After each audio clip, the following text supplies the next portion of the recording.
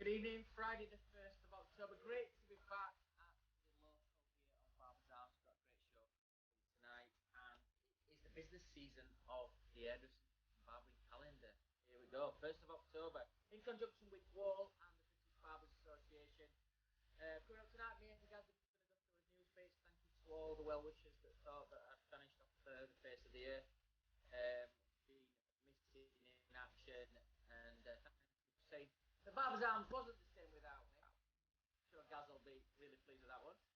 But a massive congratulations to the Captain Forceps, who did an absolutely amazing job. We'll speak to Gaz a little bit about how he found being in the local without me. Coming up around about 8:30, we've got Thompson, who is the creative international director for Elevation 8, coming from Los Angeles, originally from Charlie, but he's going to be coming joining us from America around about 8:30.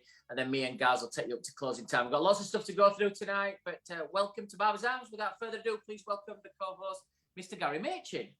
Well, thank you very much, Mr. Simon Shaw, and it's lovely for you to be back, man. I missed you. Well, you know, getting a bit lonely out there watching you all, and it has been busy. As I said, it's the business end, and Salon International, I won't swap it because obviously this time last year we weren't doing things like Salon, but it's still COVID's in and around and causing lots of issues in and around after, you know, things that you won't even think about. But yes, it's nice and busy, Gary, and it's great to be back on the Barbers Arms. Great show by you and Richie. How was Richie? Oh, fantastic. Can I just say before we go any further, the man, the myth, the right-hand man, Captain Fawcett, Mr. Richie Finney. Thank you very much, sir, for filling in big shoes, but I'm sure it was a good show. He did an admirable job. And our guest, Sonny the Barber from Colorado, and also Bill and George from Sydney, which was, they had some stories to tell, which was really good. So it was a great show. We had some great fans on there as well. We're just over 53,000 views. So thank you all for watching. All our usuals out there, fantastic to have you on show. They love the Wednesday nights. I think we do as well. But we're just swapping it round and switching it in and out, Fridays and Wednesdays, to see. There was a lot of people, before I go any further, there was a lot of people messaging me, just trying to guess where you were and what you were doing. And I said, well, you know, for a lot of people, you were in rehab and you were having a makeover and, you know, all the weight loss and, you know, your new hairstyle as well. So, you know, I didn't let anything go on the show. I just said he was in rehab and he was having a makeover. So what's wrong with you? I was busy. I have been busy. But thanks to Nikos, who's been doing a little bit of micropigmentation on my hair. I'm going for another session with him. I'm sure Nikos is watching tonight. He's got a great little studio down in it's near West Ham's ground anyway. London town. London town, yeah. Great studio there that I worked in with Nikos. He's a great fan of the show, and so he's been doing a little bit of work. You can see a little bit of it there, guys. Just nice and natural. Make him look 10 years younger. So when I get in on Wednesday, I'll look 20 years younger, ready for Salon International 2021. No. I think I'm going to have a go at it as well. I think I'm going to have a little bit of black put in that as well. You know what, though? I keep forgetting to mention this every week. You know, the week that you came on, your hair were purple. Obviously, it's not been like that since. It's not to do with lights. You obviously put some kind of shampoo through to make your hair look like whiter or something. Right, tonight, before we start, I need a drink. So tonight, what is the first drink we're having? Right, so before anybody asks, we are having beers from around the world, and we're having a taste of Asia. Now, this will suit you down to the ground because they're all lagers, they're all pilsners, they're all a lager beer, so they're really, really nice. And we've got extra large bottles tonight, so I'm going to get you nailed tonight as well.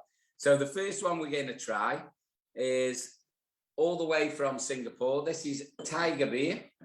It's an Asian lager. As you can see, it's a rather large bottle. So we've got to drink twice as much tonight. So this one's 1932, originated in Singapore. Our producer will love this one because he lived in Singapore for such a long time. 5%. It's a Pilsner Lager. And you know what? It's one of the most, it's in the top 10 of the most valuable brands in Singapore. Now, you know, and you've been to Singapore, you know how much money there is there. For this to be into one of the top 10 brands in Singapore, can you imagine how much they must pay? Trevor will know this, but anybody's been to Singapore, first time you get there, I stayed in a beautiful hotel. First time was the Royal Scots on Scots Road. And I stayed in the Marine Sands as well, the one where the infinite pool's on the top. It looks like a boat on the top of the 3 buildings. When you have a beer, when I get checked in, before I'm going to go out with guests and stuff, I'll go to the bar and have a beer. The first time I took 5 with me, one of my team, we ordered 2 halves of Tiger. And as I put the bill, I went, I'm trying to work out how much this is. And for 2 halves of Singapore in the bar, in the hotel, it was £34. Let me just tell you, when I just poured that out of the large bottle, probably on one of the last days, we went near the harbour area to near the beach area. One of the guys from Singapore took us for some fresh crab and some prawns. The cheapest I got this for about £8 a bottle. But when we got that at the beach, we were drinking lots of these big because it'd been so expensive through the week. So I love Tiger. Depends where you go. In some restaurants as well, Chinese restaurants or Japanese restaurants, you'll have a Tiger beer. It's all tonight. The Cobra, the Singer, the Kingfisher. I would say between Cobra and Kingfisher, before I even tasted Cobra on draft's one of my favourites. You've been to one of my favourite Indian restaurants in Basi, Tandoori. I love Cobra on draft. So I'm looking forward to them. It'd be really nice. Before we move on as well, talking a bits and pieces, I've got some questions to ask you, what you've been up to. Don't forget to follow us on Simon Shaw, Wahl, Gaz is the British Barber.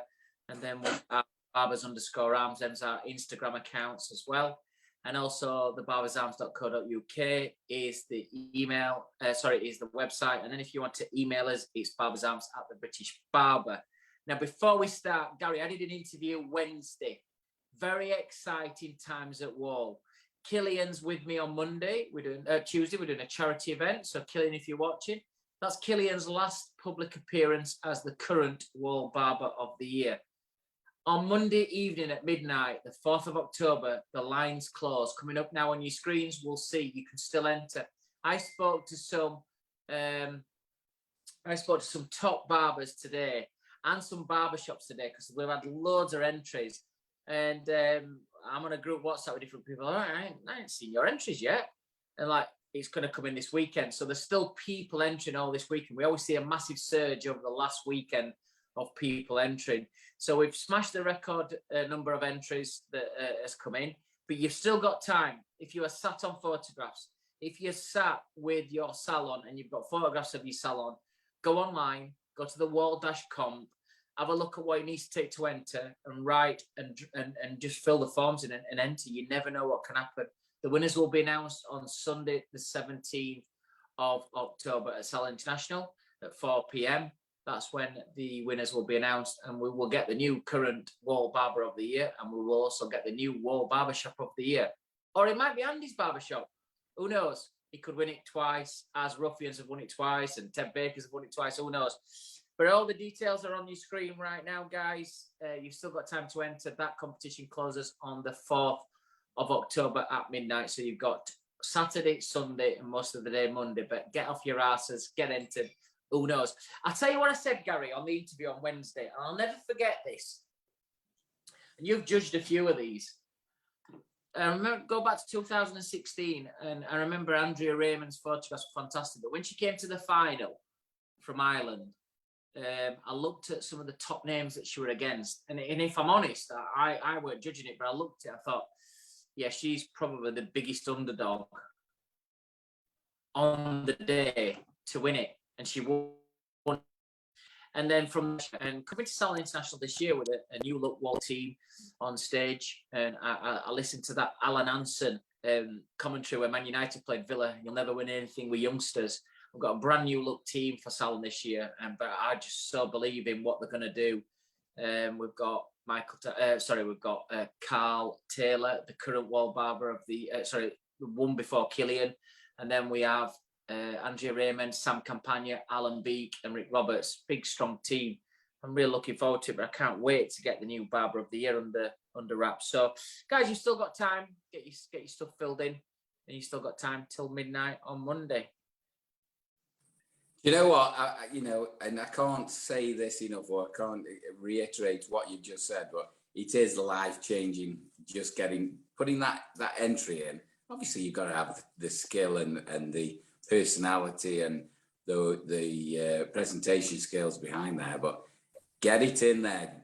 Have a punt. Let's have it. Even if you don't win it, it's good experience to be there. You could be there next year anyway. But can I just point out a couple of our main guests, or should I say, our most important people of this show, our viewers.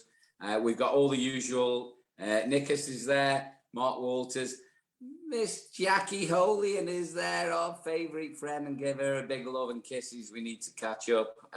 She's watching tonight. We've got Alan Sheldon, we've got Rachel Bishop. Alan, you've drunk all these beers, you know what we're worth. So if everybody grab a beer with us, we'll share the night together. We've got a great guest coming up, Cole Thompson from LA as well. And he's one of our expats as well. So we're really looking forward to him as well. But all of you out there, thank you so much for watching. And I know we keep flitting from Wednesdays and Fridays. We're just keeping you on your toes. Just make sure you follow us around the airwaves as well. So, but we really love your company. Please keep bringing those shares and all the comments coming through. We are trying to keep hold of them and keep looking at them as we go through the show. But we really love you and thank you for watching us. But Simon, well, Gaz, on stage, because you're obviously going to form and the jury, you're the foreperson of the jury for the Wahl Barber of the Year on the Sunday. So I think we're about to have a quick Barber's Arms chat while we're on stage and make sure that everybody's informed of when his next shows are. Yeah, definitely. I mean, what we will say, we're on next Friday. Just give you a little heads up, guys. We're on next Friday, and then we're having a pre-Salon International show on the Wednesday. So we'll be traveling down at the weekend to Salon International. So we'll be giving you the heads up. Hopefully, we'll be having the main players of the show coming to our show on the Wednesday before we go live at Salon International as well. So please keep informed and just quick. I know giving everybody an idea of what goes into this. I mean, from a Wahl's perspective and from you personally, I mean, the amount of time and effort that goes into these shows, people don't realise, you don't just turn up and these things happen. It's 12 months in advance. It's been 12 months, but obviously because of the precarious situation with COVID, we've had to hang around and navigate through whether it's going to be right or not to do it. So we made the decision that it's to do it, then obviously we are going to make sure that it's as safe as possible for the Wahl people that's working there, and not just for the Wahl people that's working there that weekend, which, we'll have 26, 27 salespeople, and we'll have 7 artistic team, and we'll have 5 sound and light people. We've got to protect those guys. We've got to do everything we can possible that when they go back into their own environments, they're not passing things on. So everybody's had to be double vaxxed just at the Wahl area. Everybody's going to be wearing masks on stage in between walking out of the exhibition, and even our meal times are going to be slightly different. Not really bothered what anybody else is doing. These are our working rules, and we want to make sure that everybody that works with us is going to be really safe over the weekend and going forward. But the amount of work that's going into it slightly different to what we've normally done. Is really. It's going to be the most different exhibition I've ever done. It's a bit like saying to Lewis Hamilton, Formula One here this weekend, but we're going to take half your engine away, but we still want you to win. That's how it feels. The restrictions that you're going to have, getting the crowd really whipped up, throwing things into the audience. It's going to be slightly different, but we're going to make it sure that it's going to be absolutely amazing. And we've got a brand new product launch as well, which is the Legend, which, it's a massive product that's going to be anticipate. If you don't get it at Salon, don't forget it's going to be available from the 1st of November across the UK, Ireland, Scotland and Wales, and Southern Ireland from the 1st of November. But yeah, it's testing, guys. I'm ready for it. I'm super excited.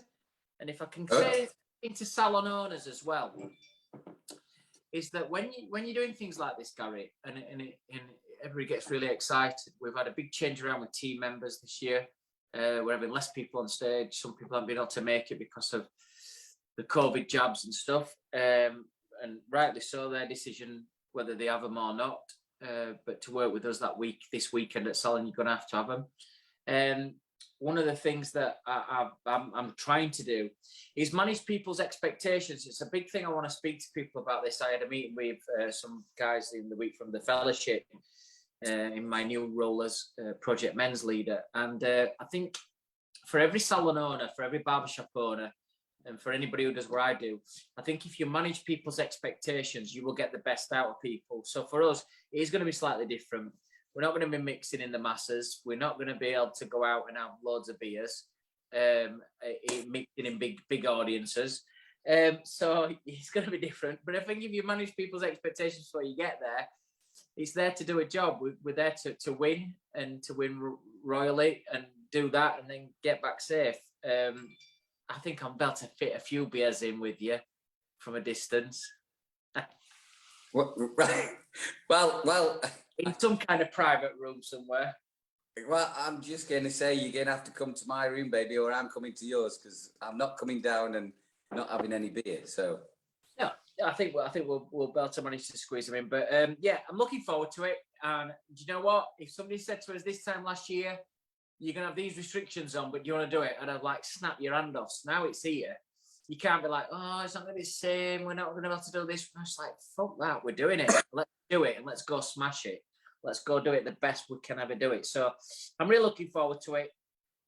Got some great people on stage, got some great products, and we hope that you're all getting signed up with Professional Beauty, and you're going to come to Salon Masses and support it, and to make sure that you go see every stand that's there.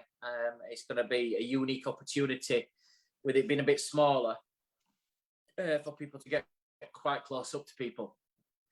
The thing is, I mean, you know, I know we've all been away from the scene for quite a long time, but you know, once we get down there and people are there, I'm sure we'll get that little thing. Do you know what? I was talking to Johnny King earlier on this week, and I got the first a few photos out. You know how your photos flick up on memories and stuff like that. You know, we've had some great times at different shows, and been in different situations, and that's what I love about the networking, the camaraderie, the socializing. That's the reason I go to shows, and I think that's a lot of the reason that most people go to shows anyway. Hopefully we'll get our international visitors coming as well on the Saturday, but it's all about collaboration. It's all about being there and togetherness, isn't it? So it'll be a shame if we can't get that going. Just going on about that and beer, how's the Tiger going? I love it anyway. Mine's ice cold. I've got it in one of these like little wine goblet things. It's gorgeous. Love it. Tiger's one of my favourites. So you've got... Mine's gone now, so I've finished that big. No, Sherlock. Bottles are. They're enormous. So we get... Yeah, I've done a few interviews this week, and I think it's really important with, we've not got Cole on from LA till at 8:30, but I just want to vent a few things, and I think it's really important for us as presenters and what we've done over lockdown. And I think I think if I'm really honest with everybody, and I like to be honest with you, whether you watch it tonight, I think maybe since April, we've had a few weeks off. We've navigated through that. Probably people seen a lot of interviews off Barbers Arms, and we've changed a few dates around, and we're fetching different presenters in when me and Gaz need to work away. But if I'm honest, you know, we need to get back to some of these big heights, and maybe the Wednesday night might be the thing forward. But I want to be really honest with people, is that when we start dealing with people again, the people you've not dealt with, one of the things that I struggle with sometimes is people's perception that I know what I've got to do to win. And then I speak to people who talk a good show and then can't do it. And for me, you know, I think it's another casualty of COVID, is that you fucking stood still. So now it's all moving fast. You're walking pace. You need to be running. So when you're asked to do things, and you're asked to be at a certain place at a certain time, and you're asked to turn up on interviews and shows and stuff, and you back out at the last minute, then it drives me insane, and it's lined through the name instead of under it, and I can't help it. I'm old-fashioned. I've mellowed over the years, but I think we're getting to this. Do you know what? When I did my column for Modern Barber, and I always say October through to December is the business end of this year for barbers and hairdressers. You've got the awards. You start off with Salon International, the Wahl Barber of the Year, the Barbershop of the Year. Then you go to the Shabba Awards, which I'm comparing Scotland. The day after you at the British Hairdressing Awards. Then you've got the Fellowship Awards. It's the business end of the year. Lots of things are happening to pace. Come on, guys. Some of you need who have got opportunities in front of you. You need to wake up, check yourselves, and be ready. Get game ready. Some of you still got duvet around you. Well, do you know what? Fair words, I should imagine. From an industry point of view, this is probably one of those times where we are slowing down, or we are getting into we are a seasonal kind of outfit, really. But I was talking to our producer earlier before we came on. I've had today the record day for this year, and that's going out. That's even coming back from COVID. And I said to Les, I said, I don't know what's happened. I have no idea why. I mean, this is our quarter now, where we have quite a slow quarter this now. I mean, up till half term, and then we have a little spike, and then it's Christmas. People have got no reason to go out there, but we've had a record day today, and I don't quite know where it's come from. Obviously, good. We do that. We push for those, and weekends are absolutely ridiculous. But today has been an absolutely exceptional day, and I've even finished it. Oh. Professional. I looked at some of you. I saw your brother Adrian's Facebook. A picture came up. And he's got a nice apron on, but then there was another one of your barbers that got all the grey on, which is you're synonymous with the grey waistcoats, the shirt and tie. And it's continuity, it's professionalism. You want people who's going to give you 7, 8 out of 10s every minute a day. You don't need somebody who's going to give you 10 out of 10 1 minute, then fucking 2 out of 10 the next minute. You need the consistent performers. And I think that's what Rogers do. You've bred it into professional outfit, and I'm so glad you've had your record-taking day today. Or ever? Is it ever? Not ever. But for this quarter, this time, even this year, but not ever. But it's been a tough year. Don't get me wrong. It's we've had our ups and downs, and we've done things that we could have done better. I think sometimes. But this today was, and this week especially, and it's not a particularly busy week. But saying that, and I said this, on the show previous, the rule book or the actual, what we do day to day, week to week, month to month, all that's gone out the window. It's gone out. Since COVID, everything's gone out the window. We cannot predict anymore what we're going to do. I could predict week to week within a certain amount what we were going to do every year. We always progressed. We always made more. We've always increased. But now we're up and down where you would not believe. From a business point of view. So all the form has gone out the window, if you like. So, and today's been a lovely surprise. So. But it's been building, and weekends are obviously your busiest time, Fridays and Saturdays. But it's been a very, very nice surprise, if you like. It's just, you can't put from a point of view of going from a walk-in service to appointments. It's done us the world of good. Yeah, completely. But I'm glad you've done it, and I just feel that, like you've just said about, you never know where you are with COVID, but, I still think it's got its casualties, not from a health point of view, I think from a business point of view. Oh, yeah. Still about, just 1 second, I'm just going to say hello to my son and heir of the throne, who's just walked in behind me. All right, pal. All right. He's with me tonight. We're going to go watch him tomorrow up in Lancaster.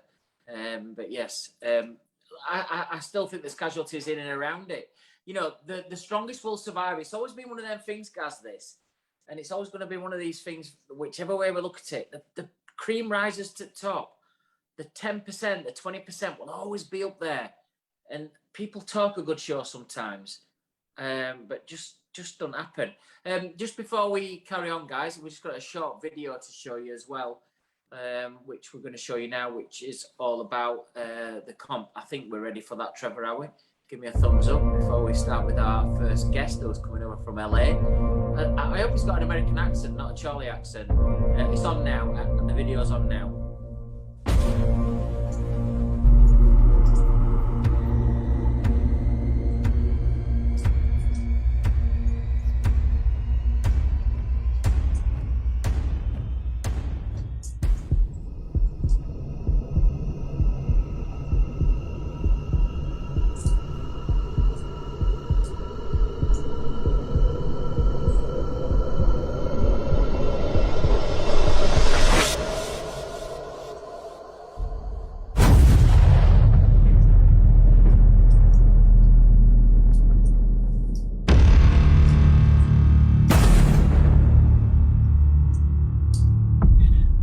We don't have breaks anymore, so sometimes I need to do a Jimmy Riddle in between. When you see cocktail, well, perfect.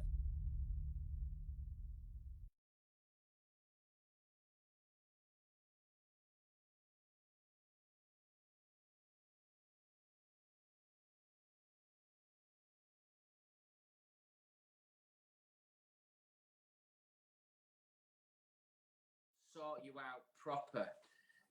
I tell you what, Gaz, you know Nicasso, one of our biggest fans, when I went to his little studio, he got me some Desperados in, which was really nice. But obviously, I got a 5-hour drive after that, so I couldn't partake in his Desperados. But thanks for watching Barbers Arms, Nicasso, and thanks for knowing that my favourite drink is Desperados.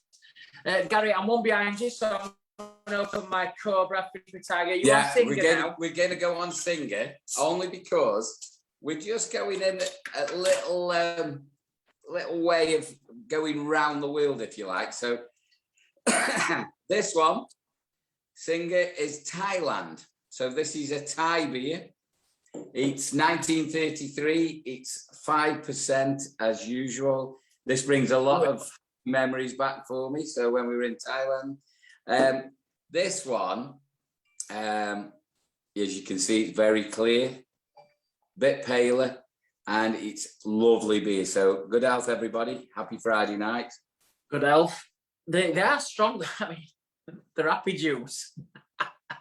This, but I tell you what, do you know when I just open the Cobra, what's very distinctive? When I've opened the Tiger, nothing. I open the Cobra, and as soon as I open it, I could smell it from where it is. It's got a real distinctive smell to the bottle side of it. All right, I'll give you some fun facts about Cobra when we get to it. But just before we go, this is 53 countries, and it's the only brand in Thailand that can have. Can you see the actual? Yeah. This is the Royal Garuda that they can only have that on there. So there's it isn't just thrown together. Listen. 5% again, so very do you know light. what, guys? I might get in trouble for saying this, but I'm going to say it. My first ever visit to Thailand was in about 2005,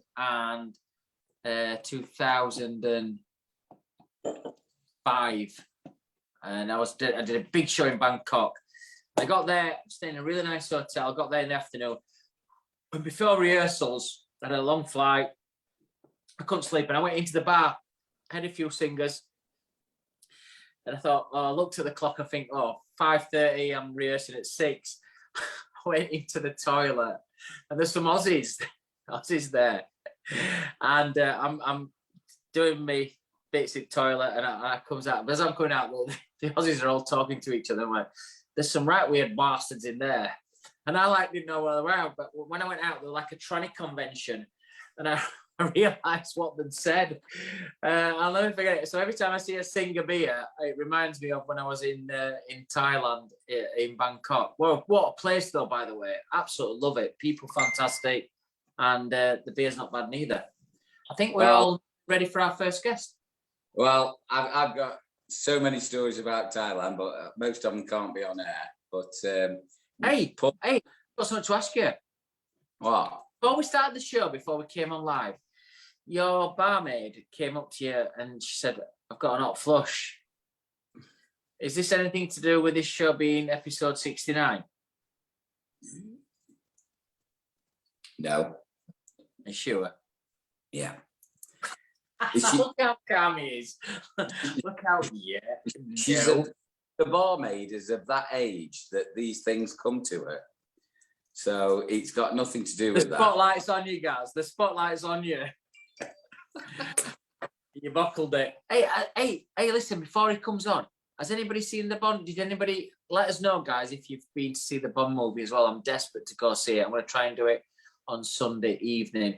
Hey, is that because you've looked at me that you thought of Bond then? Yeah, of course. Look how suave and sophisticated you are. But I also said I want to go to pictures because I always like to get a big box of popcorn. I cut an hole in the middle and sit next to Kenley. Hey up. Popcorn. Woo! She says she's very disappointed with the handful she has. Yeah, she will be. Well, all I can say is I hope I'm not sitting next to you, pair, when I go to watch it. Anyway. You'll be sitting next to me at Salon on an evening. I'll make sure I fetch some popcorn for you. Okay, thanks very much, mate. So I think we're all ready for our first guest joining us from LA, and also I think he originates from Chorley as well, one of Gaz's big mates as well. But it's a great pleasure for the first time to have him on Barbers Arms. We have Cole Thompson, who is the creative director of Elevation H from Los Angeles, but originates from Chorley. Cole, welcome to Barbers Arms. How are you guys? We're all good. Good. I just want to let you guys know the reason I'm not in a pub is because it's lunchtime here and I don't want everyone to know officially I've got a problem. I want to keep that to myself. Well, mate. It's the same neck of woods as Gaz, so I think there's a lot of problems down there. There's a few. Well, thank you for having me. I appreciate it. Cole, it's an absolute pleasure to have you on, mate. I know we met a few times, when I've travelled over into the States and North America. You're a very busy man, so thank you very much for giving us your time. What time is it at the moment there? It's lunchtime, like 12:34 right now. Oh, perfect. So you're quite a few hours behind us, which is really good when you're travelling from our way, but not so good when you're travelling from your way. So, Cole, just before we get into the questions and we get into the nitty gritty and have a little bit of a crack with you, just give our viewers, and thank you very much for coming on, just give our viewers a little taste of what Cole Thompson is, where you are, where have you been, and who you are generally. That's a great question, isn't it? So my name's Cole Thompson. Originally, as Simon mentioned, from Chorley, which I think I used to be, but I'm very passionate about where I'm from now since I've left home. And I born and raised Chorley, Northern England, close to Manchester, Preston and Bolton area. And all my family's still there. But throughout my career, I got into hairdressing or being a hairstylist at about 16, almost 17. Just kind of fell in love with it straight away. I just did an apprenticeship at a local salon to where I grew up. And then very quickly, I realized that I wanted to kind of dive in and really go for it. So I applied for a job at Vidal Sassoon, worked for those guys for about 16 years. And that's what brought me over to the US. So they transferred me originally from, I was in Manchester, Liverpool, London, and then they moved me to Boston originally. And then it was a little bit cold over there. So then they moved me to LA, Santa Monica. So that's where I've been ever since. And since living in the US, I pretty much was all the time being in just full-time education now. When I was in the UK, I was salon-based. And since I've been in the US for almost 10 years now, it's just full-time education. So I don't work for Sassoons anymore. but they gave me an amazing education and platform. And now I own a company called Elevation H, which is just technical support and business support and training for schools and salons that we work with all over the world. So now what we do is design training programs and support systems for schools and salons and barbershops. Sounds amazing, Cole. I mean, for everybody who's watching tonight, but also people who watch it back, especially from the UK, it's great to see an expat out there in America. You know, I've got lots of my team out in LA. Kevin Nugent, he one of the big American platform artists for Wahl. And you seem so like humble about it and nice and relaxed about it, which is fantastic, you know, because I think sometimes people who travel and go get a job in America and set America on fire, it can actually go to them. But you seem, what you're drinking? It's just water. Honestly, you'd be no good for Gaz. Honestly, on a night out with us, mate, you'd be no good. And I know it's early there.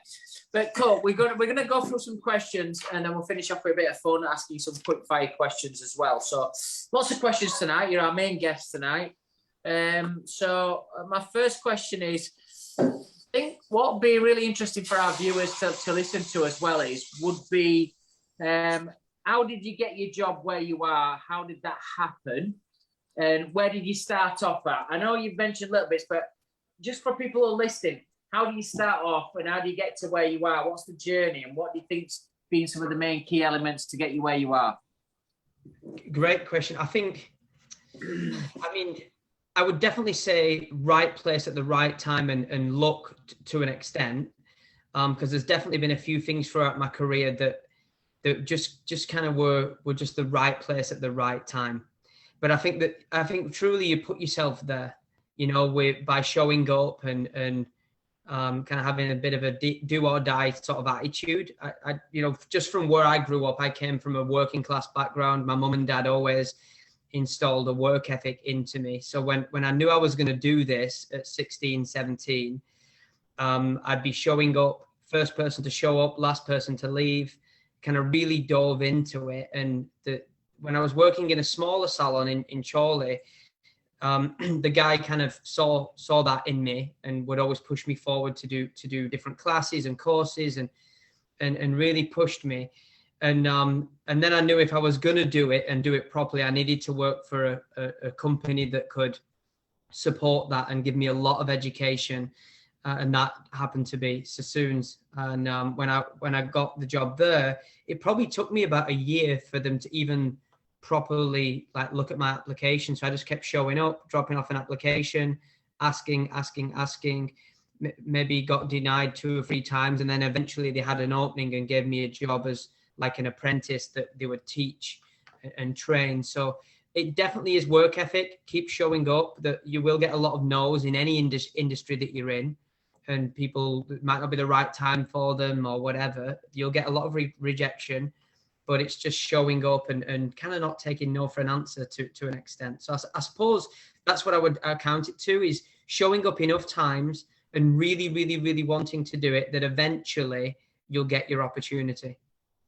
I think from a professional point of view, even if you didn't want to go on stage and do and educate, I think that's a great attitude to have to any business anyway, doesn't it? You know what I mean? It's just that is the ethos of being successful, and it doesn't matter if you're on stage or off stage. But even being as a business owner, I think that's a fantastic way of thinking. I know we've met each other a few times all over the world, and it's a family affair as well. I've met your brothers as well, and you know, your family, your American family, your wife, your son. You've made a great living out there.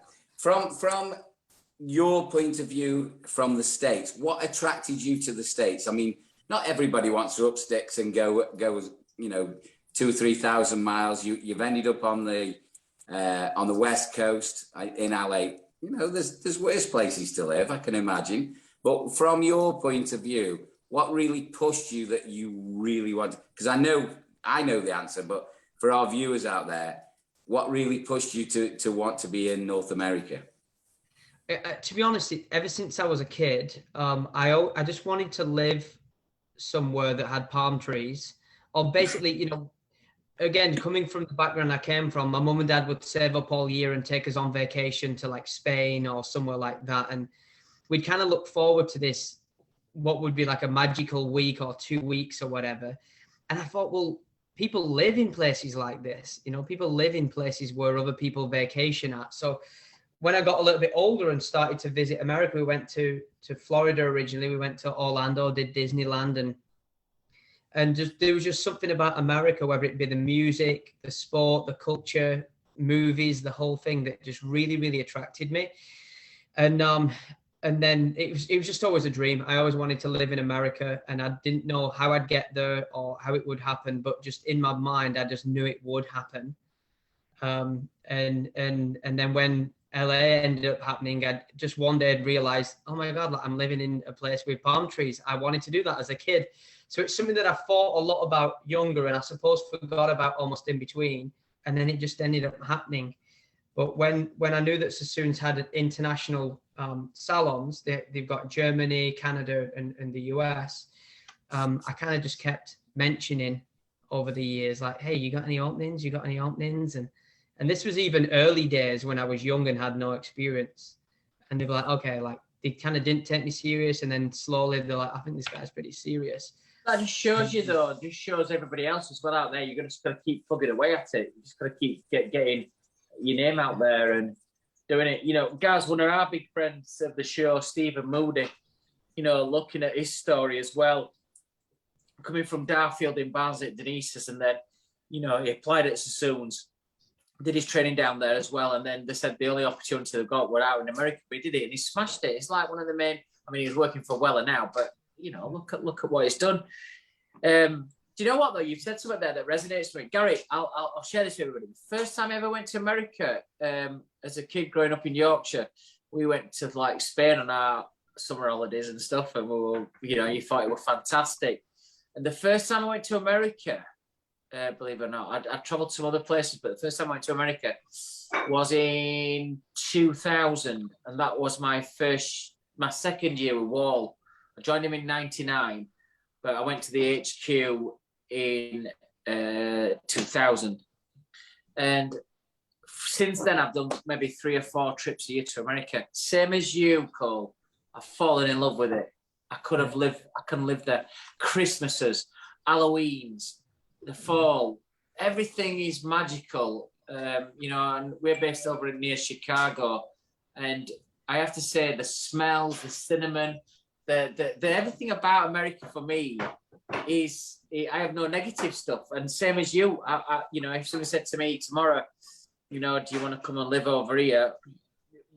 I would, barring my family ties here, my daughter and everything, I would have gone definitely to America, because I absolutely love just the whole vibe there. America's cool. The thing, quite nostalgic.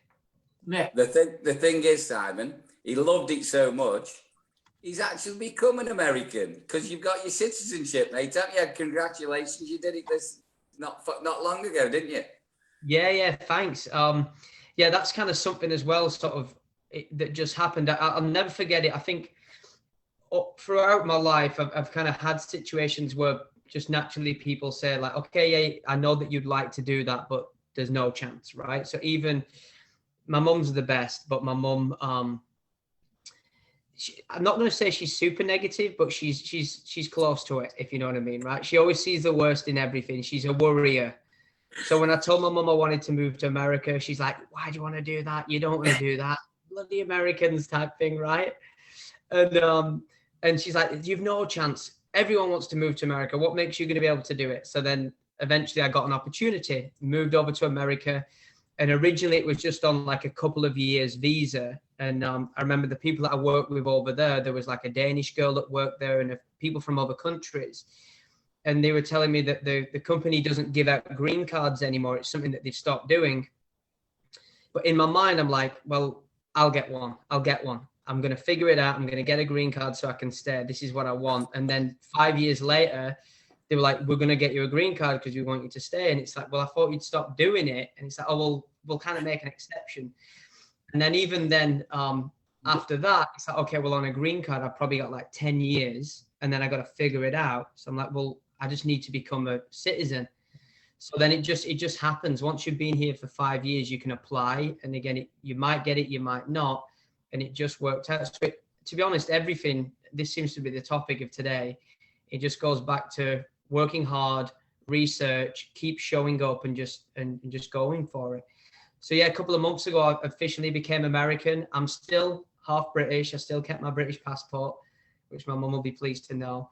But yeah, so now I can come and go, which is unbelievable. Well, I've got a bit of an heads up there for everybody because Technophobia learned how to renew his passport online yesterday, Gary. So you need to get a photograph done in a place that gives you one of these digital numbers with your passport photographs. And I thought, well, I'll have a go. And I'll go to my daughter to do stuff like that. I'll do it at work. And I just thought I'll have a bash at it. And 20 minutes later, guys, if you're going to renew your passport, do it online. Go to one of these like Max Spielman places, get your photographs done. You get like a Q card number or QR code and a number. You put it in. Everything's quite straightforward, very easy to do. Cole, next question I have for you. A little bit deeper on this one. Listening to how you've travelled from the UK to America and everything else that's going on. If you had 3 wishes to make your career better, what would those 3 wishes be? That's a really good question. I know that's why I do this job. Kaz has missed me. Yeah, you guys are good. Gary said you were good. I didn't think you were this good. Bollocks. You've got 3 wishes. You've got a genie. You're going to rub it, and 3 wishes going to make you, just not your life, but your career better. What's the 3 wishes? I think one of them would be because I can only cut hair. I don't know how to color. I don't know how to do anything else. Just again, early in my career, I worked for a company that you have to specialize in. So I wish I could do more. I wish I was better at more things, which just, I think over time I could go and take more classes and learn, but you sometimes you're busy, you know what I mean? It's hard to start all over again. So I do wish earlier on I would have learned more so I could color her and style her a little bit better. Hold on. So one wish is to learn more. Yeah, learn more earlier. Learn more earlier. Second wish. The second wish would be... Mine would be like, while I was working on a Saturday, I wanted to do lottery and I won like 17 million quid. What's wrong with you? Come on. What's your second wish? Yeah, I guess that then, I suppose. No, you can't do that. That's an easy one for me. Is it your career?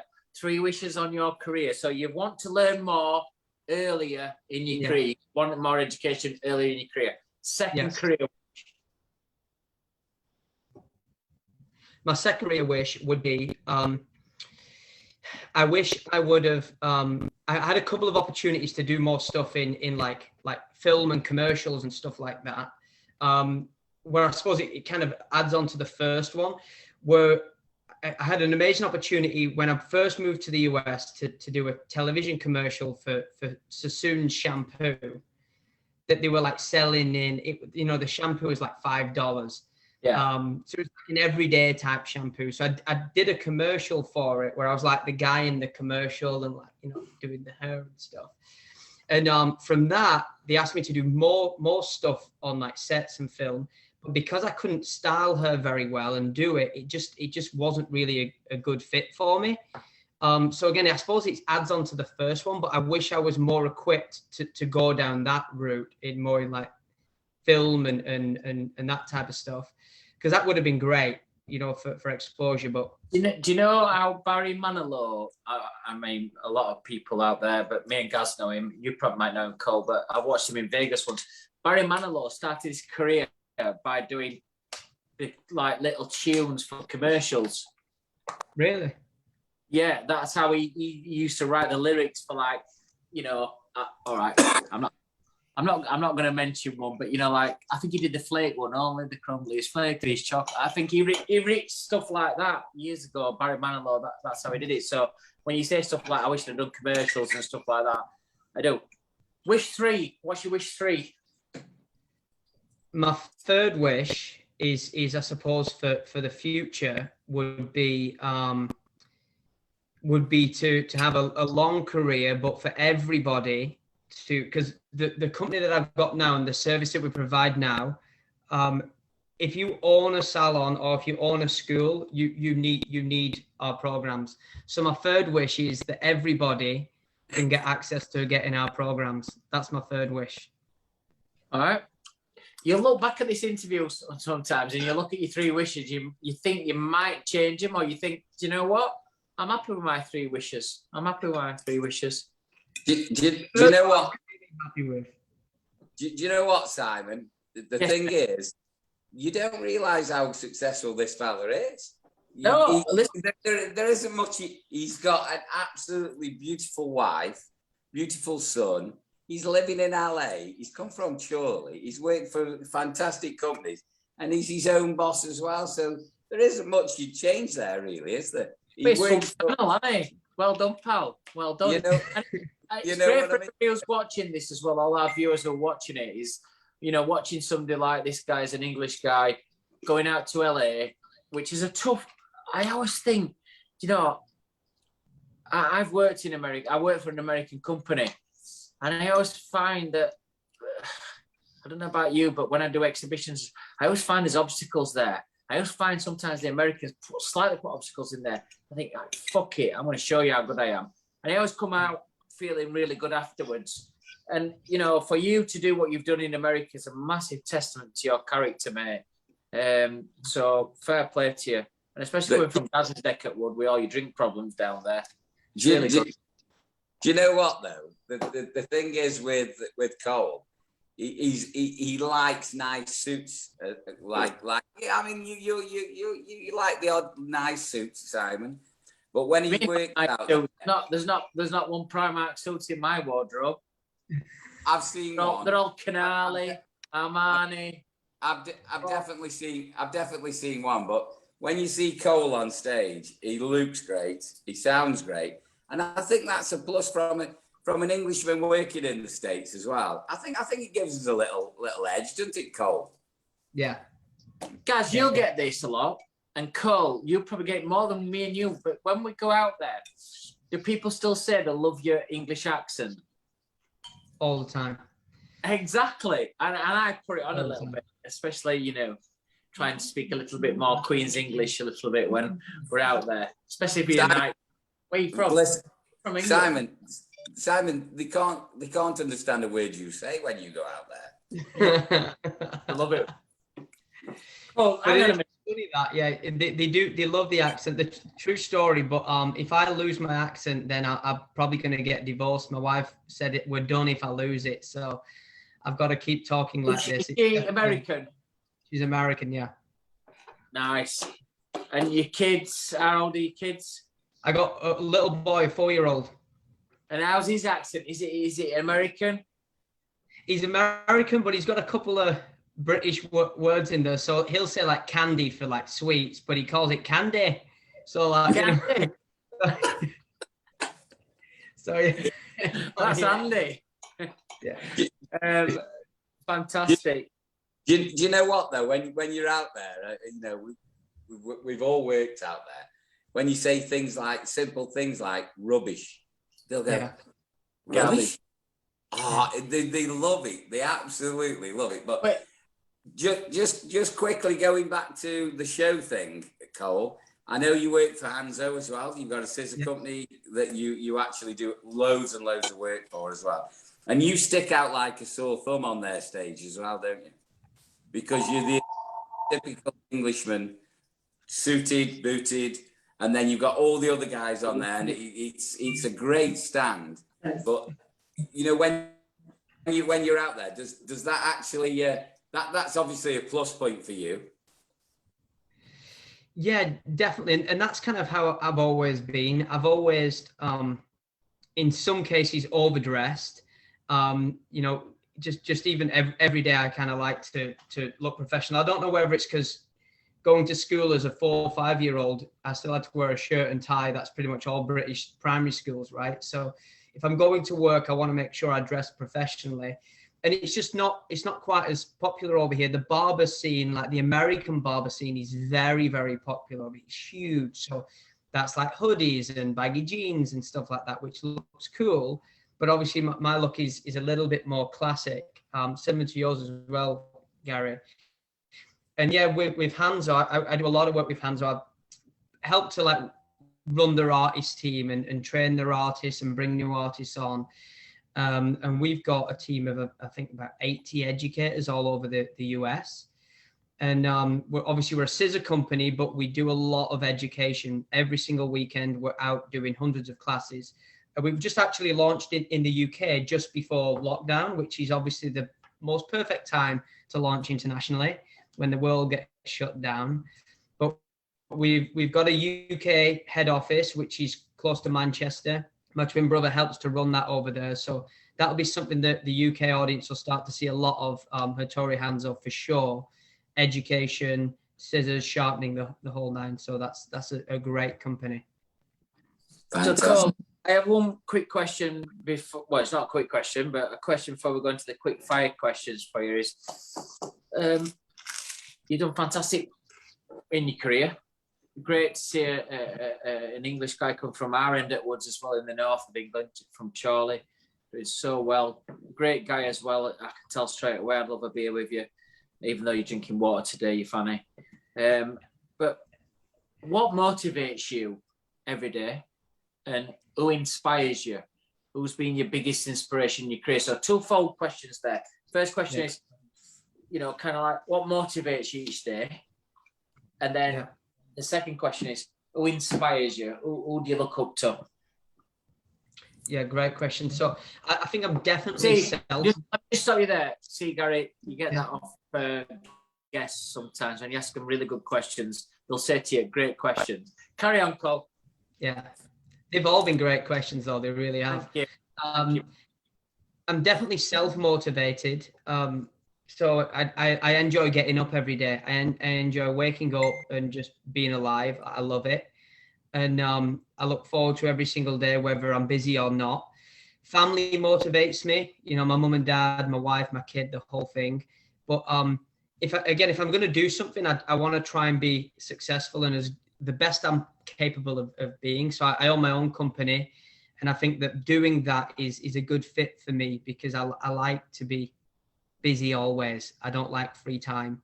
So having my own company, I'm motivated to get up every day and find new customers, bring in new leads to grow my team, whatever that is. So that motivates me to keep on going and finding new avenues throughout my career because I've not just done the same thing forever.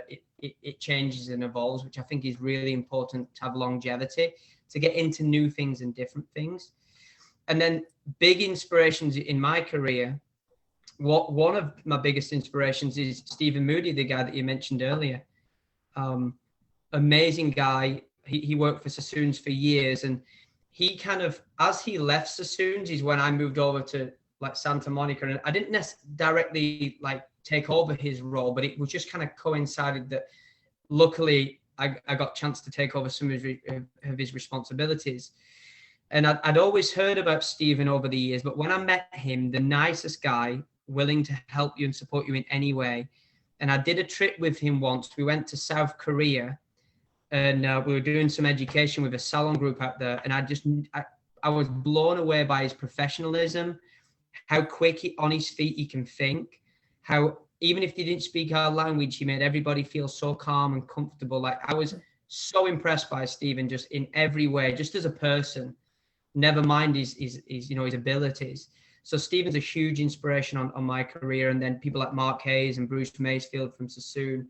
And then people that I work with now, like business people, the guys that run Hanzo are great guys. They're not hairstylists, but they're phenomenal business people and family guys. So they're all big inspirations on me and how I operate with business and I suppose operate as a person. Amazing. I'm so glad you said Stephen because excuse me, he just put something together for where he's from in Barnsley for his brother Chris, me, Andrew Barton, Josh Wood, and Rob Eaton. He put something in. He went down to Stephen that put that together. Great guy, great pro. His mum had a great salon, or just still does have a great salon in Barnsley, in South Yorkshire, and he's conquered the US as you are doing as well. So great to hear that. Great hair as well. He's got the best head of hair I think I've ever seen. Oh, it's massive. It's better than Gaz's. Look at Gaz's. Right. I mean, Gaz, when he comes on stage for the Wahl competition at Salon International, it'll be a swan song. It'll be on there, and honestly, his quiff will be macca. It'll be massive out. It'll be like suited and booted. Have you got a new suit for Salon, Gaz? Carl, take the notice of him. Have you got a new suit for Salon? I'm asking you a question. Have you got a new suit?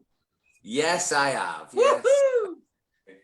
But he's such a cockcall sometimes, anyway. But anyway, Cole, we know you've done fantastically well in your career. You've moved over to the States. You've got and progressed into so many. What's new for you now? What's new for the company and you personally? What you're heading for? So for us, and to be honest, like through COVID was a hard time for everybody, and I think that it caused a lot of businesses to pivot a little bit.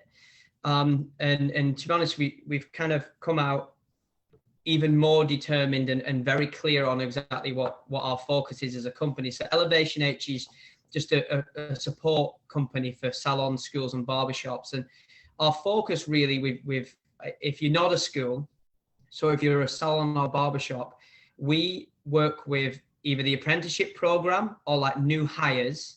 So let's say you guys have a salon and you've got 3 or 4 assistants, but you just don't quite have enough time to teach them, train them, get them where you need to be. Or even if you just don't enjoy teaching, my company teaches your teams for you. We have printed books, we've got online courses, support, the whole thing, and we go through step by step, day by day. And it's all bespoke for whatever you guys need, whether it's a 1 day a week training day, once a month training day. And we train the teams to get them like salon ready. So that's what we do. We work with salons all over the world, and Australia, UK, Canada, US, and that's what we do. We just train people's teams for them to get them where they need to be.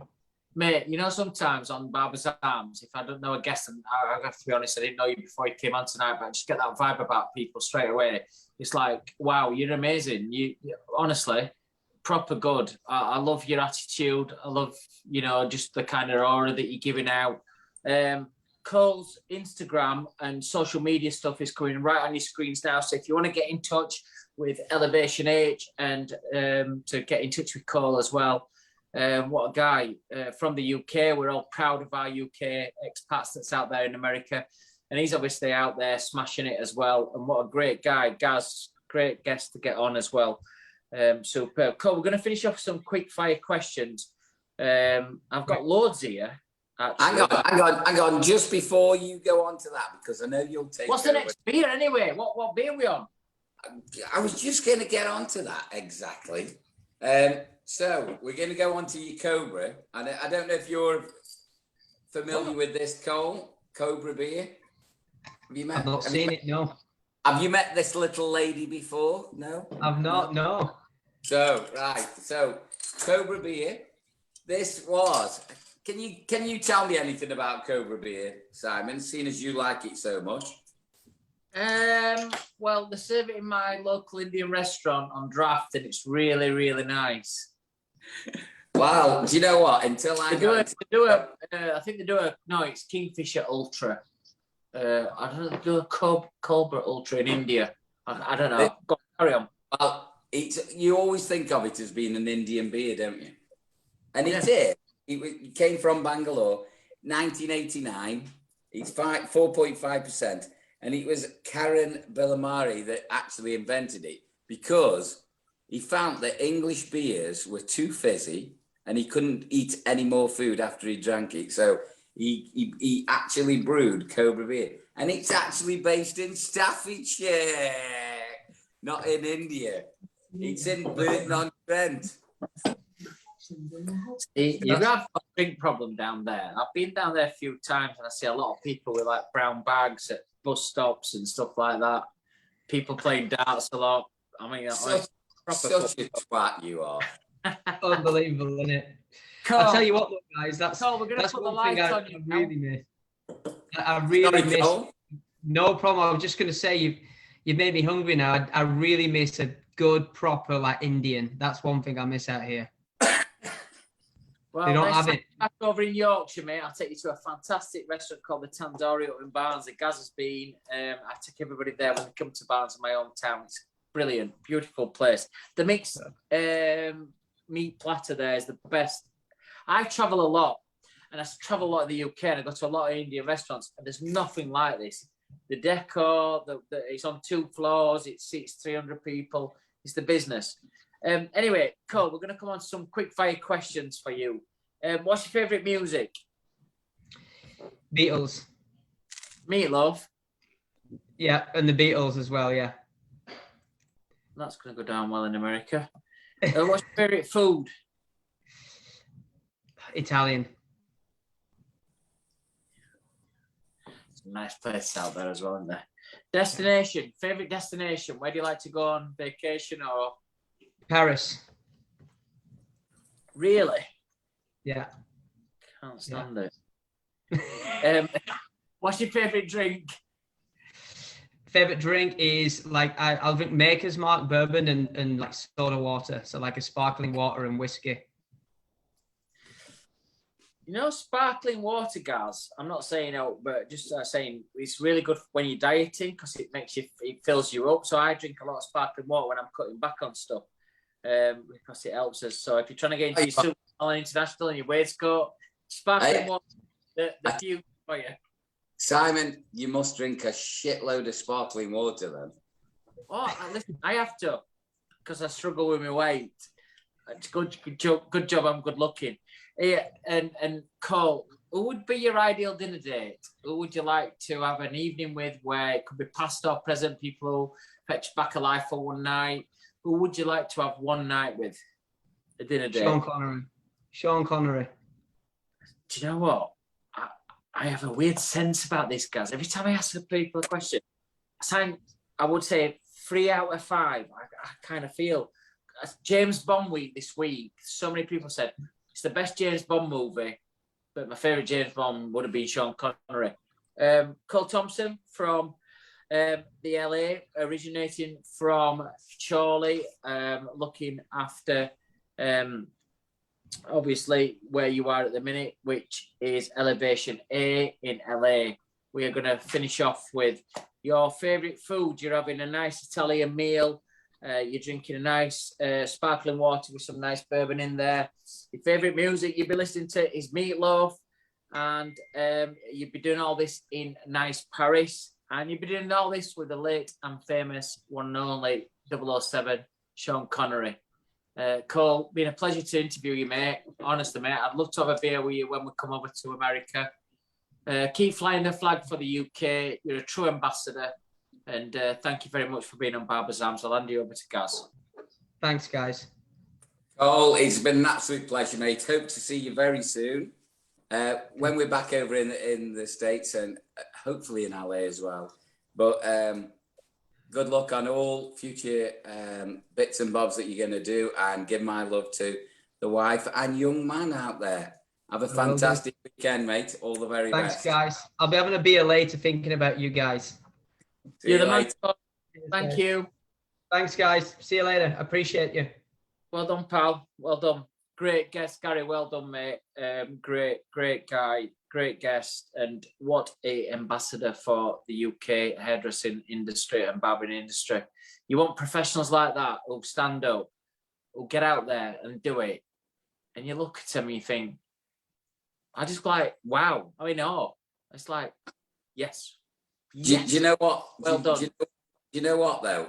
The journey that he's taken and where it's taken him as well, but the skill he's got as well. Hanzo Nation, I mean, I want to give him some stick as well about drinking or whatever, but I mean, when we're talking to people and it's 7-8 hours behind and, you know, everything else, but I thought he'd come on with a little sake or something, do something like that with Tori Hanzo. But, when you meet people like this on your travels, they make an impression. And as soon as, when we think about guests, about bringing them from around the world, I mean, we didn't know we were going to do the Barbers on.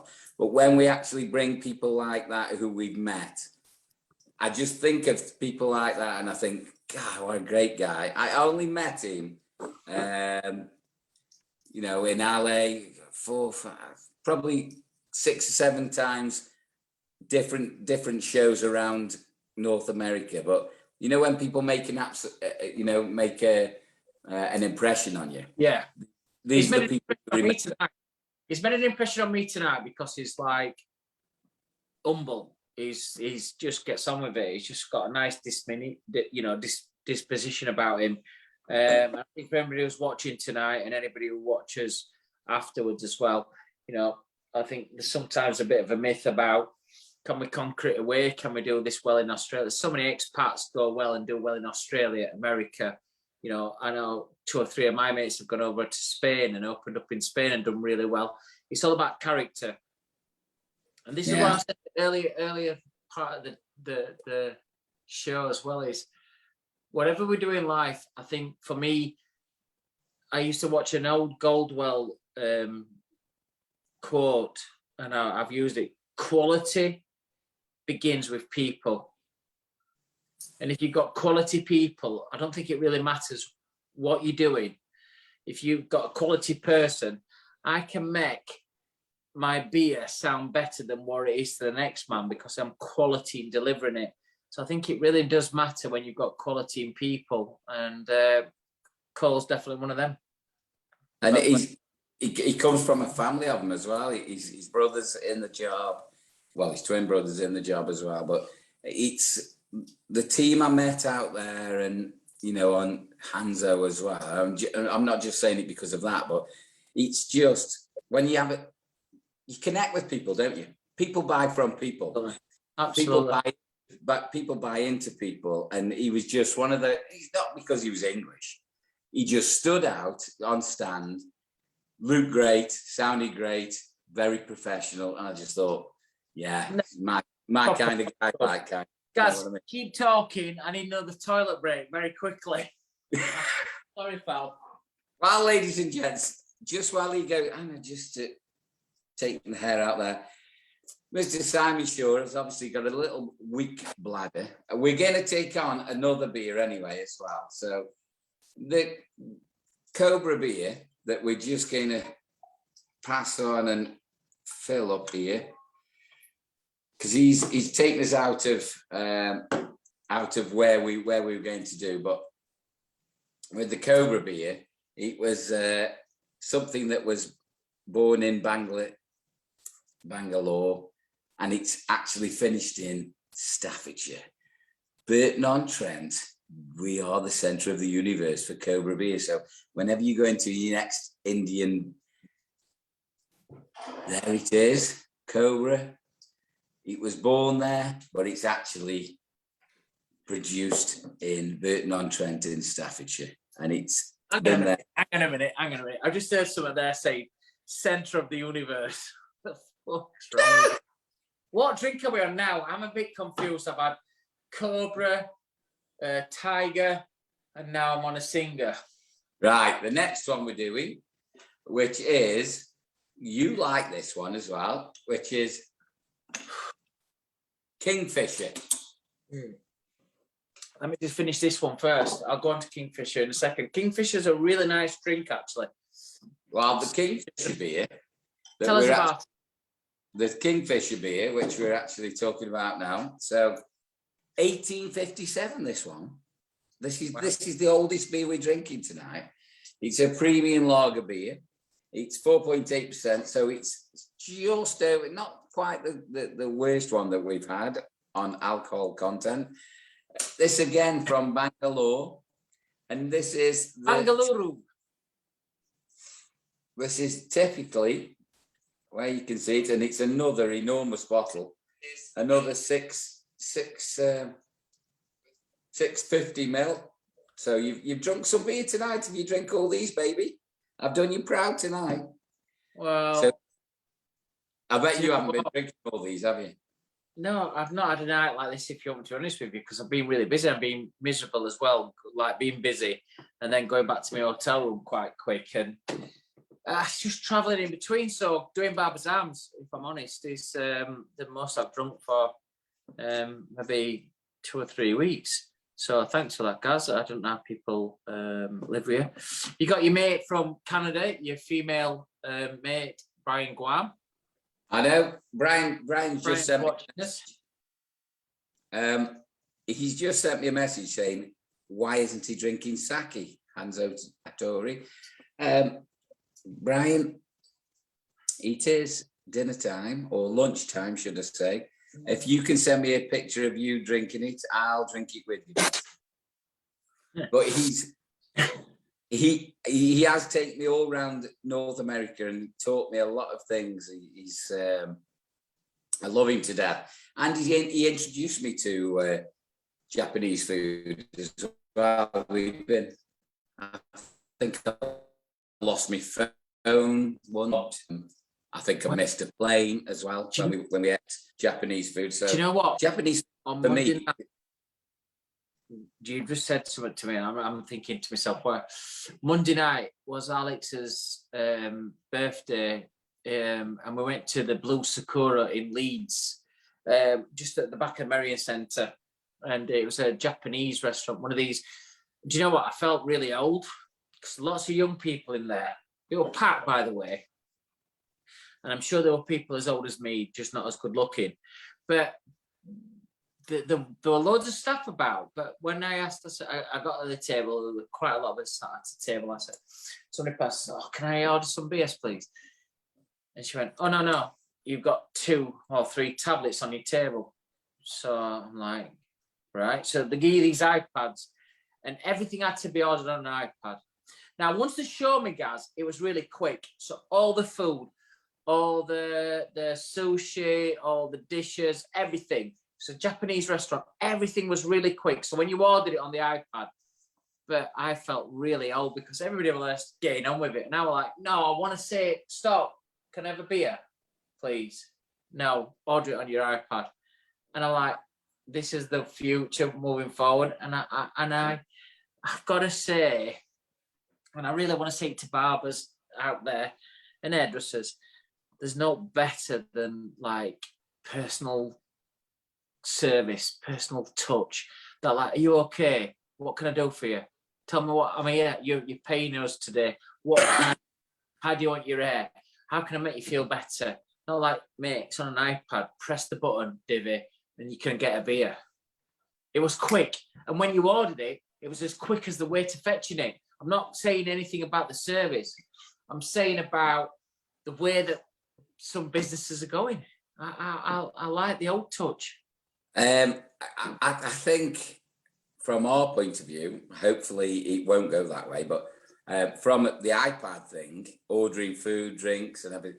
I mean, in the States, you've traveled the States, you've traveled in a lot of airports. That's been the way, but that's been the way for a long, long time. New York, for instance, all your stuff's on your iPad. But in the UK, there's certain places, but I just felt that this is one of the new places in Leeds. Leeds is a great city, got some amazing restaurants, some of the best restaurants in the country. So you go to this Japanese restaurant and it's vibrant, it's packed. And I'm talking here maybe 150, 200 covers. But when you go in, you present it with an iPad. And everything's ordered on iPad. Now, for my son and his girlfriend, Alicia, and my daughter and everybody else was there. It's all right, but my mum were there and her partner, and for the older ones, it's like, right, what we're gonna, and you're like, I just want to read it and say yes, yes, yes, yes, yes, yes. You got that? Let's do it.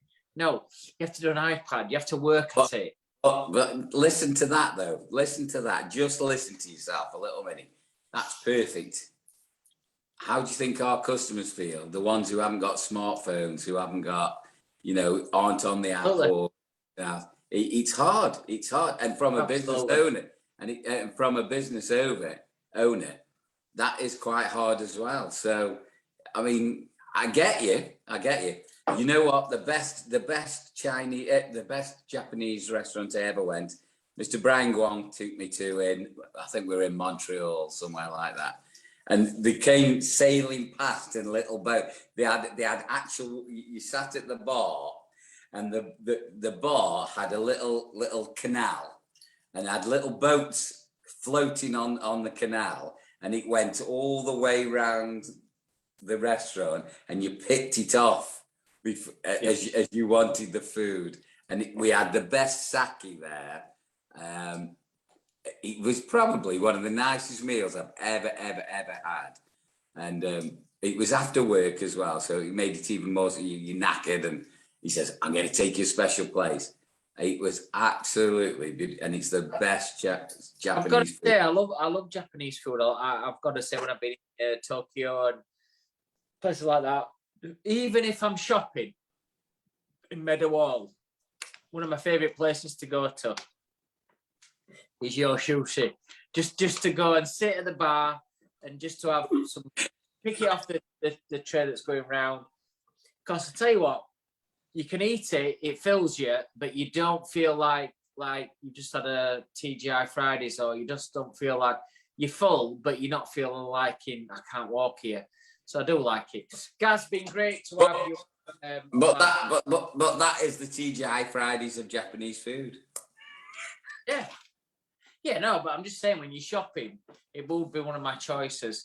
Guys, we've got lots of things coming up. We're up next Friday, and then we've got a show just before Salon International on the Wednesday, and we're hoping to get some top presenters on that's going to be showcasing their stuff at Salon International at Excel. Get excited for that. 16th, 17th, and the 18th of October. That is when we are back. That's why I think the industry's back in terms of live shows. It's the first one that we've done for probably 17, 18 months live. We've had lots of virtual ones here at Barbers Arms. We've actually the virtual show, but you know, we're really looking forward to that.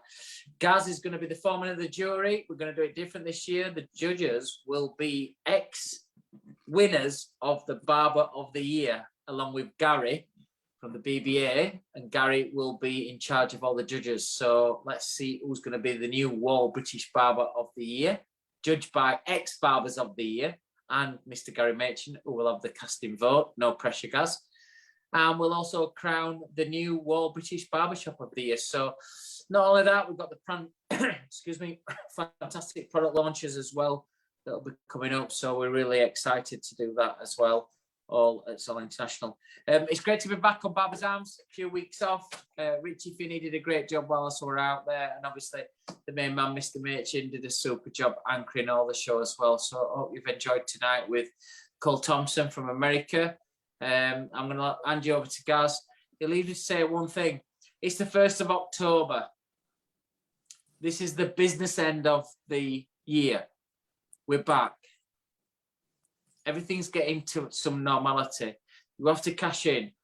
You have to look at your business. You have to make sure you've got the right stock in, the retailing, and your staff are trained up, ready to earn you as much money as possible in these next 3 months. You need to get this screwed on. No pajamas time. No walking at it. Let's get up and run at it, and let's fucking smash it. You've got like 3 months to earn as much money as possible. I wish you all the best for that. We'll see you next Friday. I'll hand you over to Gaza. Have a great weekend, guys. All the best. Thank you very much, Mr. Simon Shaw. Just a quick one. Mr. Guam, I'll speak to you later. The messages you keep sending on Opencast. So, and can I just say, the mighty Potters have just scored against West Brom. We are 1-0 at this moment in time. Ladies and gentlemen, we love you. Thank you very much for joining us tonight all around the world. We salute you, stay safe, and hope you're busy. Straight home, no messing about. Adios, amigos. See you next Friday.